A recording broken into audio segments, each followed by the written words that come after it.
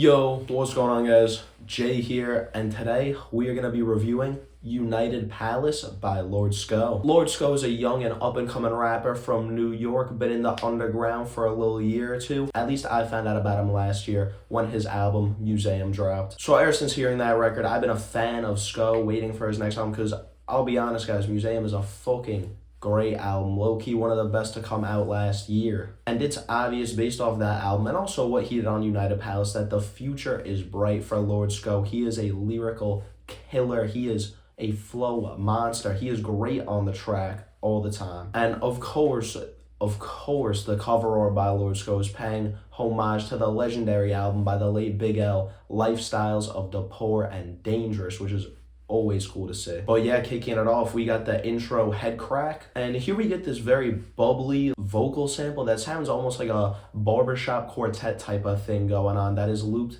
throughout the entire track, and this sample dominates the track. It sounds awesome, by the way. This is not a bad thing.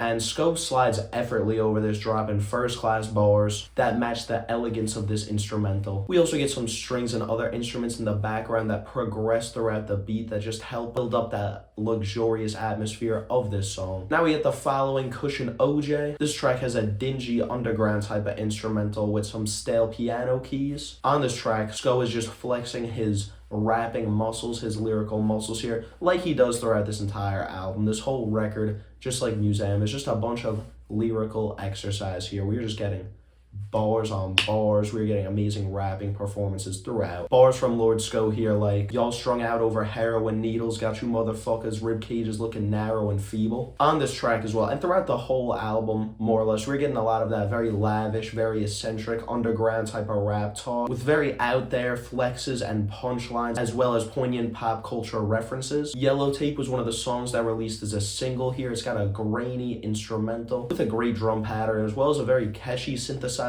melody. Sko's performances are great here. This was a great single, a great way to hype up the album, and also one of my favorite tracks here. Riddles in the Sand, this is the major highlight for me. This is, I would say, my top one off the track list. We're talking about the best song right now, which has this just vibrant and excellent, I believe saxophone, is definitely a horn of some kind. I believe saxophone. Here, Lord Sko is sliding with some aggression and with some energy over this more fast-paced instrumental, as so far and throughout the rest of this album, most of the songs do have more slowed down, more meditative type of instrumentals. Definitely a switch from how fast he was rapping on Museum. I will say the mix here is not great. I feel like there are points throughout the song where I am struggling to hear Lord Sko's verses over the saxophone, which again, the saxophone is excellent, so it's not the worst thing. Another one of the singles released for this album, as well as James Worthy Goggles, which I'll be talking about a little bit later. On this exotic beat, we're getting an awesome soul sample and some twangy chords in the background. Here, Sko is again just flexing his ability to flow, his ability to write. He hits every pocket on the instrumental. One thing about Lord Sko, like I said, his flow is one of his biggest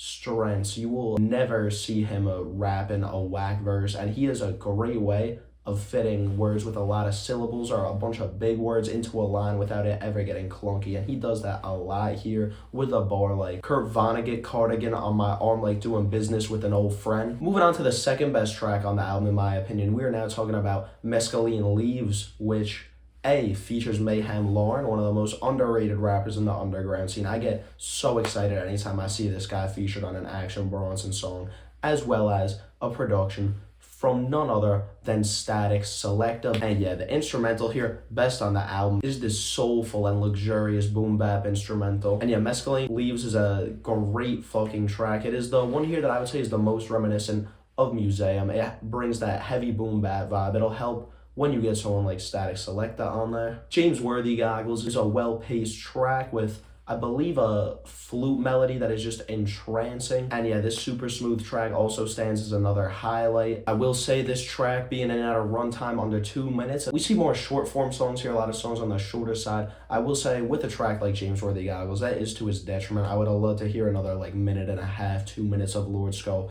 ripping up this amazing instrumental.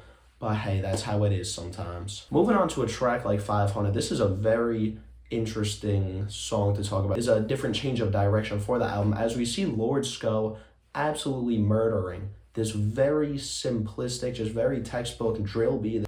Did not expect this going into the track list, but Sko fucking ate this up. He proved that you don't have to dumb down your lyrics or to rap any less impressively to get on a drill beat. Whenever you see rappers who don't traditionally do drill rap step into that lane, you normally see them weakening their lyricism to fit into the vibe, into the aesthetic. And Sko flows flawless here. This is a banger. Light work might surf on my wave, but I don't take shit in a personal way. 8 think I was gonna emerge from the game, but now they certain that I'm worth of the fame. The outro track here, Pimp Socks, is a very rhythmic and vibrant track that instantly gets your head nodding and gives us a nice fun little closer to United Palace. Sko is of course tearing it up here. And yeah, this is definitely an underground gem for the year. He'd like boxing a rapper into a sound or something. And Lord Sko, like I said, he was on the drill beat. I'm not boxing, I'm not gonna box him into a sound. But on this album, definitely predominantly abstract hip hop aesthetics here. If you like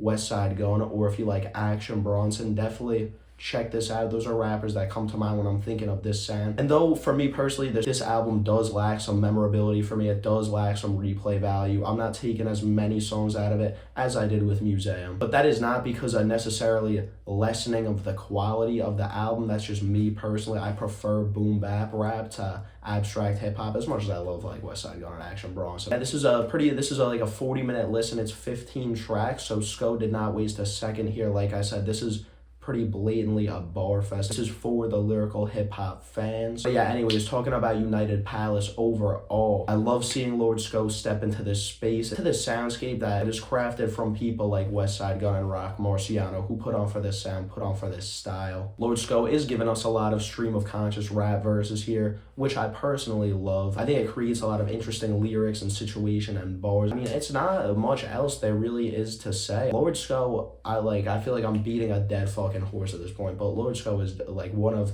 the best rappers I've heard recently. He's one of the best on the come up. If you are into that lyrical shit, this is for you. This is just a textbook great album. There's great tracks here, not a single bad one, though tracks that reach the highs of a track like 94 Coogee for me personally. But yeah, shout out Sko. I'm really excited to see where he goes in the future. I'm really enjoying what he's been doing, and definitely a name to watch.